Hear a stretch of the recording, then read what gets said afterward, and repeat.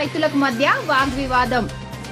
కాళేశ్వరం కాల్వ మాకొద్దు. శివంపేట మండలం పిలుట్ల గ్రామంలోని సంగారెడ్డి టు కొండపోచమ్మ కెనాల్ కాల్వ భూసేకరణ కోసం రైతులతో గ్రామ పంచాయతీ ముందు గ్రామ సభ నిర్వహించిన రెవెన్యూ కెనాల్ అధికారులు. ప్రాణాలు పోయినా సరే భూమి మాత్రం ఇచ్చేది లేదు అంటూ గ్రామ సభను బహిష్కరించిన రైతులు. కాళేశ్వరం కాల్వ మాకు వద్దు, అధికారులు ఇక్కడి నుండి వెళ్లిపోవాలని నినాదాలు చేస్తూ అధికారుల ముందు ధర్నాకు దిగిన అన్నదాతలు.